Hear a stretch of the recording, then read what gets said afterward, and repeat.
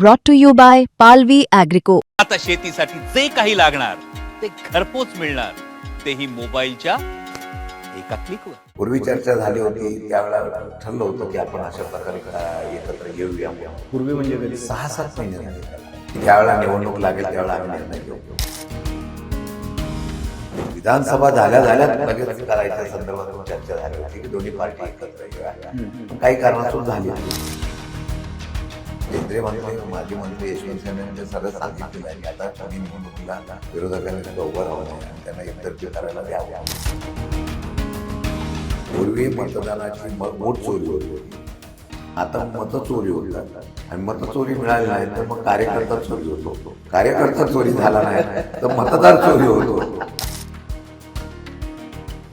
नमस्कार, मी अभिजित करंडे. मुंबई तकमध्ये आपल्या सर्वांचं स्वागत आहे. हिवाळी अधिवेशनाचा तिसरा दिवस आहे आणि तिसऱ्या दिवशी ज्या पद्धतीनं विरोधकांनी सरकारला धारेवर धरायला पाहिजे, आंदोलन करायला पाहिजे, ज्या पद्धतीनं सरकारची नाकेबंदी करायला पाहिजे, तशा पद्धतीची नाकेबंदी खरंच होते का हा प्रश्न आहे. कारण की बऱ्यापैकी शांतता खरं तर या सगळ्या विधान भवनाच्या आवारामध्ये बघायला मिळते आणि त्यासोबतच पैसे पकडले जाण्याच्या घटना, त्यानंतर झालेला वाद, त्यानंतर येत असणारे मुद्दे आणि राष्ट्रवादी काँग्रेसमध्ये मनोमिलनाच्या चर्चा नेमक्या कुठून सुरू झाल्या, हे सगळे मुद्दे जे आहेत त्याबद्दल चर्चा करायची होती आणि आपल्या सोबत आहेत राष्ट्रवादी काँग्रेसचे प्रदेशाध्यक्ष शशिकांत शिंदे साहेब.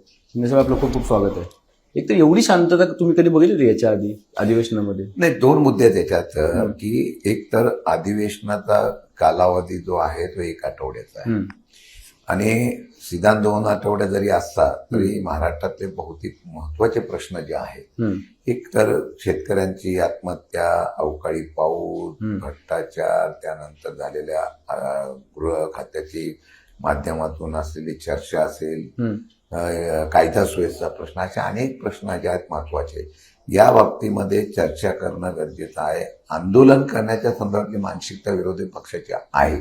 पहिल्या दिवशी आम्ही आंदोलन केलं, परंतु जर आपण बाहेर आंदोलन करत बसतो तर सभागृहात चर्चा होणार नाही आणि चर्चा करण्याला महत्व देणं गरजेचं आहे. कारण 3-4 दिवस, 1 दिवस तर शोकसभेत गेला, त्यानंतर राहिलेल्या 4 दिवसामध्ये हे सगळे प्रश्न उचलायचे. म्हणून आम्ही तो सभागृहामध्ये प्रत्येक गोष्टीवर आम्ही आक्रमक आहोत. फक्त सभागृहाच्या बाहेर यावेळेचं जे आंदोलन आहे ते आम्ही करायचं. तर त्या संदर्भामध्ये आम्ही ठरवलं की आता सभागृहामध्ये आपण आंदोलन करण्याच्या पेक्षा सभागृहात त्यांना घेण्याचा प्रयत्न करायचा. म्हणून वेळ कमी असल्यामुळे आपण त्याप्रमाणे निर्णय घेतलेला आहे. तुम्हाला असं वाटतं की विरोधी पक्ष नेता नाहीये, तुमची ताकद, संख्या कमी आहे, त्याचा परिणाम होतोय तुमच्या? 100% विरोधी पक्ष नेता नाही याची सुद्धा या ठिकाणी जे कोऑर्डिनेशन असतं, तो विरोधी पक्ष नेत्याकडे यंत्रणा असते. विरोधी पक्ष नेता तेवढा तोडीत असतो, सरकार त्याला घाबरतंय. खरं म्हणलं तर सरकारने विरोधी पक्ष नेता नियुक्ती करणं म्हणजे एक अंकुश असतो प्रशासनावर, सरकारवर. तो नसावा म्हणून केलं नाही का काय माहित नाही, परंतु त्यामध्ये कोऑर्डिनेट करायला एक महत्वाचं पद लागतं. 3 पक्षाचे नेते आम्ही एकत्र यायचं, पक्षाचे पदाधिकारी एकत्र यायचं, आमदार एकत्र यायचं म्हटल्यानंतर तिथे एक कोऑर्डिनेटर जसे दानवे होते त्यावेळेला ह्या सगळ्याचा कोऑर्डिनेट होत होतं. आज तशा प्रकारची कोऑर्डिनेट होत नसेल, याच्यामध्ये घराने अपूर्ण संख्या, आमची संख्या फार बहुमतात नसल्यामुळे काही लोकांना त्याचा आत्मविश्वास राहिलेला आहे. त्या पक्षाने जे लोक आहेत, आपले जेवढे सदस्य आहेत, त्यांना एकत्र येऊन सूचना केल्याने आंदोलन करायचं ठरलं तर मला वाटतं की त्या बाबतीमध्ये आंदोलन तीव्र होऊ शकतं आणि अशी मला वाटतं की कोऑर्डिनेट करणं गरजेचं आहे. का देत नाहीत विरोधी पक्ष नेता? का तुमचं काय आकलन आहे? तुम्ही इतकी वर्ष सभागृहामध्ये आहात, सदस्य राहिले, मंत्री राहिलेला आहात, म्हणजे असं कधी झालं नाही? विरोधी पक्ष नेत्याला जी नावं येतात त्या नावाच्या संदर्भात कदाचित भाजपला किंवा त्यांच्या महायुतीला आक्षेप असेल, हा एक मुद्दा. दुसरा मुद्दा असा आहे की विरोधी पक्ष नेता, केंद्रामध्ये सुद्धा विरोधी पक्ष नेता कधी लगेच दिला, ती केंद्राची परंपरा इथं ते चालवत आहेत. केंद्रात तरी कुठं विरोधी पक्ष नेता 10 वर्ष दिला नव्हतं ना. आता सुद्धा तेच कशा पद्धतीने करायचा प्रयत्न करतायत. मला वाटतं की ते लोकशाहीला घातक आहे. आता 10% आमदार असायला पाहिजे वगैरे, हे मला वाटत नाही की ते योग्य आहे. 10%च्या वरती विरोधी पक्ष विधान परिषदेमध्ये आहेत ना, पण एकाच पक्षाचे नसले तरी आघाडी म्हणून आम्ही एकत्र आहोत ना. आघाडी म्हणून एकत्र आल्यानंतर सगळीकडे तसं. पण दिल्लीत तर 3 आमदार असताना पण भाजपचा विरोधी पक्ष नेता होता केजरीवाल. त्यावेळेला आपण करतो, ते करण्याचा मोठेपणा दाखवतो, हे दाखवत नाही. इथं लोकशाही नसावी अशी या प्रवृत्तीची माणसं सत्ता घालवत आहेत. तुम्हाला असं वाटतं की या सगळ्या काळामध्ये ज्या पद्धतीनं इलेक्शन 3 पक्षांमध्ये एक स्पर्धा लागली होती आणि त्याचा शेवटचा एपिसोड काल बघायला मिळाला, म्हणजे की आधी पैसे जे एका बॅग सकट व्हिडिओ आला होता तो शिरसाटांचा आला होता, त्याच्यानंतर जो व्हिडिओ आला तो आपण बघितलं की काय धाड पडली शहाजी बापूंच्या घरावरती, निलेश राणेंनी पैसे पकडून दिले बीजेपीच्या कार्यकर्त्याच्या घरामध्ये, आणि काल महेंद्र दळवींकडे इतक्या मोठ्या प्रमाणात कॅश सापडली. राजकारण्यांकडे एवढी मोठी कॅश येते कुठून? तुम्ही इतके वर्षात हे कुठून येतात हे सगळे पैसे? इतक्या वर्षाच्या राजकारणामध्ये केंद्रात राज्यात ज्यावेळेला भाजपचं सरकार आलंय, महायुतीचं सरकार आलं, किंबहुना मागच्या 2.5 वर्षाच्या कालावधीमध्ये जे सत्यावर सरकार आलं, भयानकता होती. म्हणजे महाराष्ट्राच्या राजकारणाची दिशा बदलून गेलेली आहे आणि आता ती दिशा एवढी भयानक झालेली आहे, म्हणजे पैसे सत्ता याचा वापर करून सत्ता मिळवायची, लोकांचे प्रश्न, लोकांची अडचणी, लोकांच्या बाबतीमध्ये बेरोजगारी असेल, शेतकऱ्यांचे प्रश्न, तिथे लक्ष वगैरे न देता कसा पैशांचा आम्ही आता निवडणूक जिंकतो या फाजील आत्मविश्वास आता सध्या निवडणुका होतात. कशा पैशांचा वापर कसा होतोय? पण कसा होतो म्हणजे मताला किती हजार एवढी फक्त बोली लागली जाते आणि त्याप्रमाणे ते करण्याचा प्रयत्न होतो. किती भाव होता यावेळेला? काही ठिकाणी 20,000, काही ठिकाणी 20,000, काही ठिकाणी 5,000, असं जसं होईल त्याच्याप्रमाणे दिले गेले पैसे असे 20,000 पैसे वाटले गेले. हो हो. मग असं जर इलेक्शन होत राहिलं तर मग विरोधकांना इलेक्शन्समध्ये काय compete करणं फार कठीण आहे. केंद्रीय मंत्री, माजी मंत्री यशवंत सिन्हा यांनी ते सरळ सांगितलेलं आहे की आता कोणी निवडणुकीला विरोधकांनी सुद्धा उभं राहू नये आणि त्यांना एकतर्फी करायला द्यावं. नाहीला द्या बोलले, लोकशाहीत राहिलेली नाही. हे ज्यावेळेला एखादा ज्येष्ठ नेता म्हणतो, मंत्री, माजी मंत्री द्या आणि केंद्रातला अनुभवी नेता म्हणतो, त्यावेळेला ही सत्य परिस्थिती येताना ही सामान्य लोकांमध्ये सुद्धा ती चर्चा आहे ना. आणि काय निवडणुका तुम्ही म्हणता?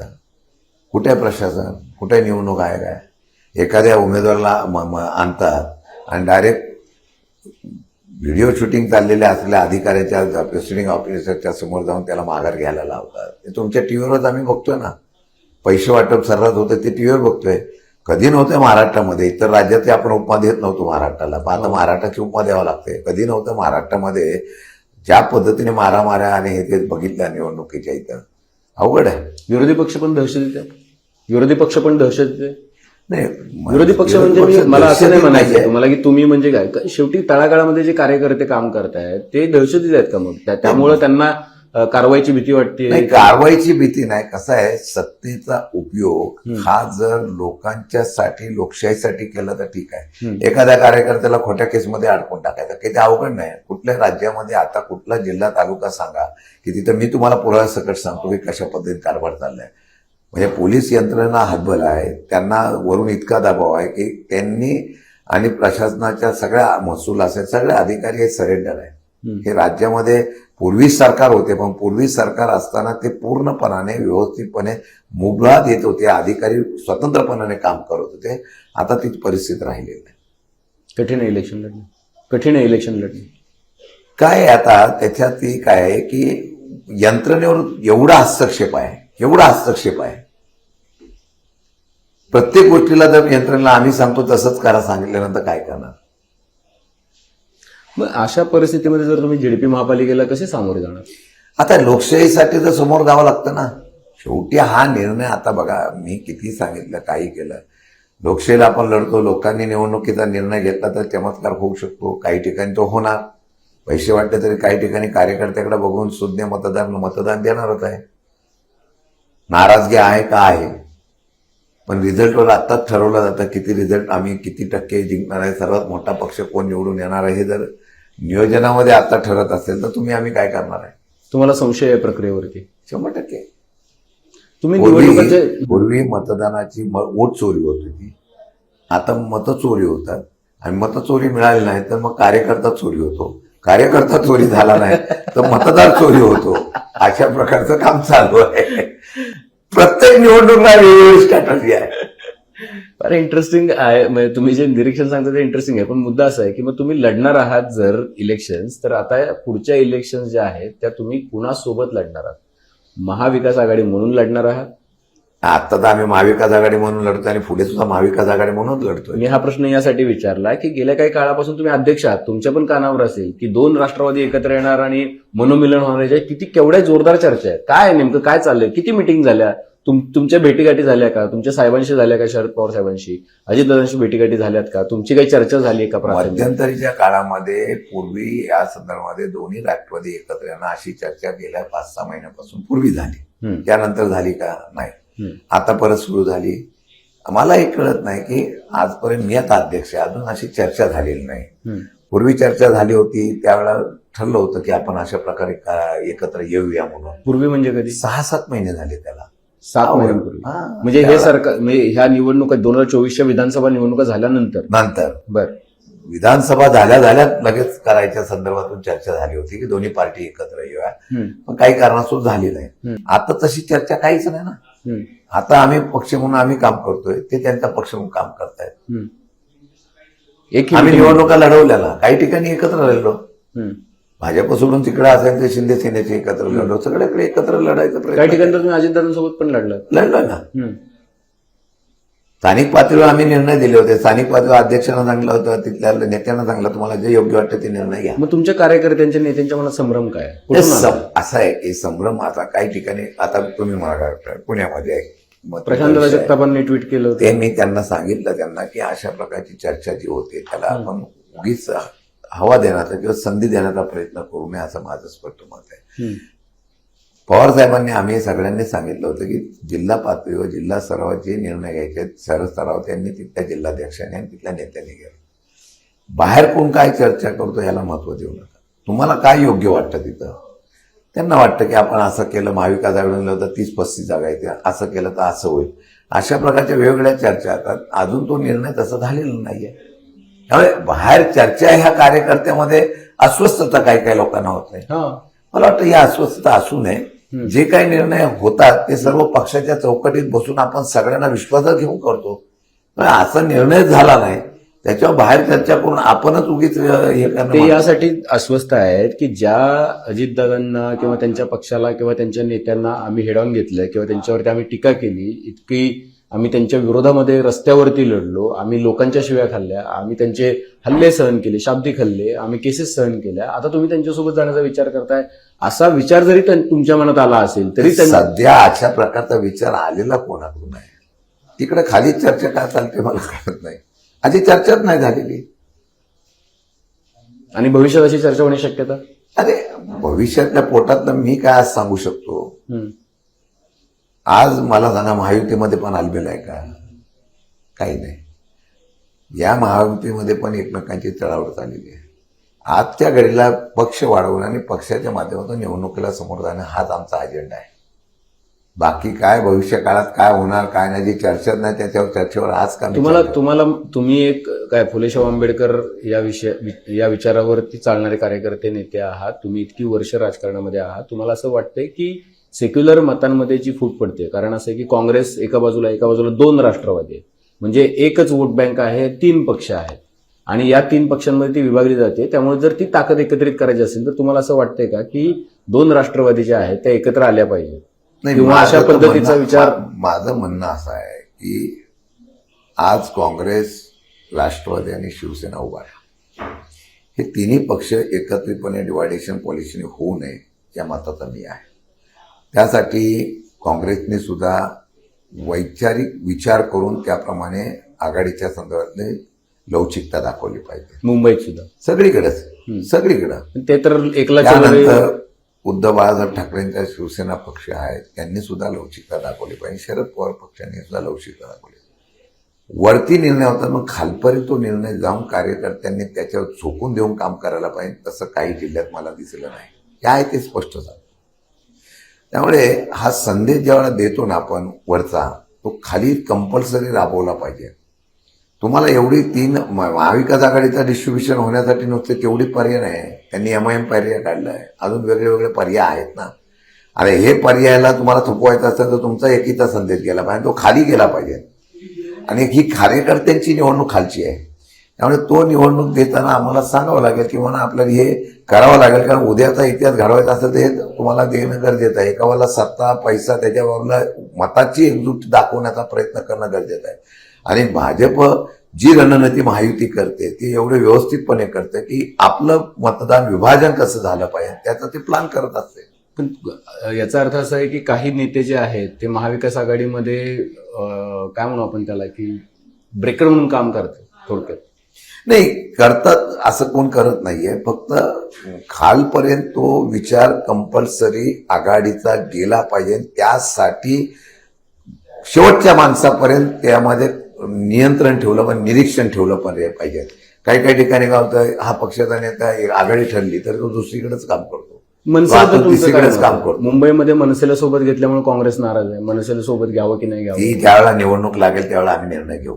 तुमच्या पक्षात आता मी मला सांगतो, आत्ताच्या घडीला तुम्ही म्हणताय की हे सारखं मतं विचारलं फुटली नाही जातं. पाहिजेत, मतं फुटली नाही पाहिजेत. मग मतं जर फुटायची नसतील तर मग शिवसेना मनसे एकत्र लढणार असेल तर त्याच्यामध्ये मनसे आणि काँग्रेस पण असायला पाहिजे. मी काय म्हणालो, निवडणुकीची प्रक्रिया सुरू झाल्यानंतर वरिष्ठ पातळीवर आम्ही चर्चा करून निर्णय घेऊ.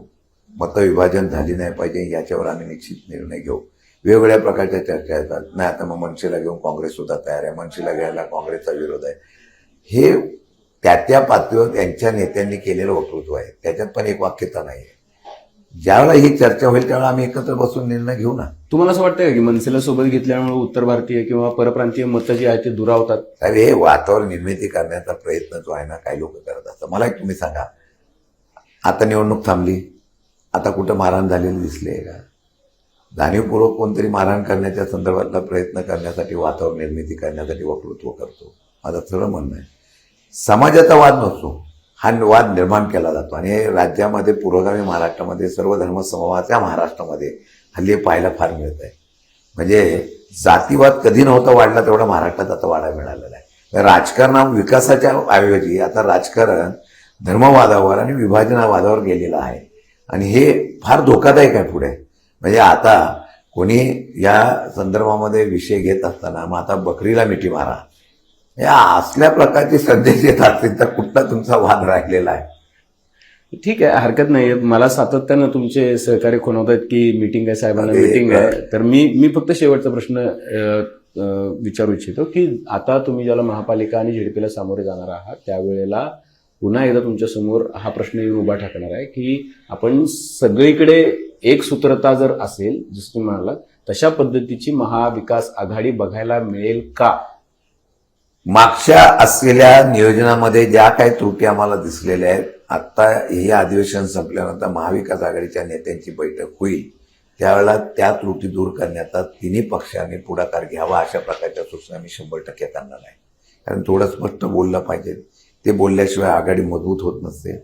माझ्या माहितीवर त्या त्रुटी दूर करण्याचा आम्ही प्रयत्न करू. तुम्ही उद्धव ठाकरे, राज ठाकरे किंवा काँग्रेसच्या नेत्यांना भेटणार आहात? कारण कोणीतरी याच्यामध्ये पुढाकार घेणं पण गरजेचं. मागे बैठका झाल्या होत्या, मागे बैठका चालू होत्या आणि तशा प्रकारचं एकमत झालं होतं. ते खालपर्यंत आमचा असेल पक्ष, शिवसेना असेल किंवा काँग्रेस असेल, या पक्षामधल्या लोकांनी खालपर्यंत त्यामध्ये जे काही त्रुटी आहेत त्या दूर करायला गरजेचं आहे. आणि मला वाटतं की ते मी बोलणार आणि त्या माध्यमातून येणाऱ्या काळामध्ये जिल्हा परिषद, पंचायत समिती सगळ्या निवडणुका हे महाविकास आघाडी मजबूतीने लढवल्या पाहिजे या विचारातून आपण नियोजन करू. आणि राज ठाकरेंना पण सोबत घेतलं पाहिजे. प्रस्ताव आल्यानंतर त्याचा 100% विचार केला जाईल. आज प्रस्ताव आलेला नाही, मी आज निर्णय दिला आणि उद्या प्रस्तावच आला नाही तर मग काय करायचं? तुम्ही पण प्रस्ताव देऊ शकता ना महाविकास आघाडी. चर्चेला आल्यानंतर आपण करू ना निर्णय घ्यायला. पहिलं प्रस्ताव तर आला पाहिजे ना, अगोदरच मी सांगायचं नाही प्रस्ताव आल्यावर काय. त्यांनी महायुती जाहीर केली, शिवसेना भाजपने. तुम्ही काल परवा बातम्या बघितल्या असतील, त्यामुळे त्यांची तर मतं फिक्स झाली. आता त्यामध्ये त्यांनी असं पण केलंय, शिवसेना भाजप तर करायची ठरली पण राष्ट्रवादी अजितदादा गट नको, असा पण प्रस्ताव आला ना त्यांचा चर्चेला. आमच्याकडे तशी आधी चर्चाच झालेली नाही ना. त्यांना दादा का नको असतात? त्यांना दादा का नको? आता मला काय माहिती, त्यांचं त्यांना माहिती. तुम्हाला हवे असं आहे, त्यांना नाव मलिक नको आहे.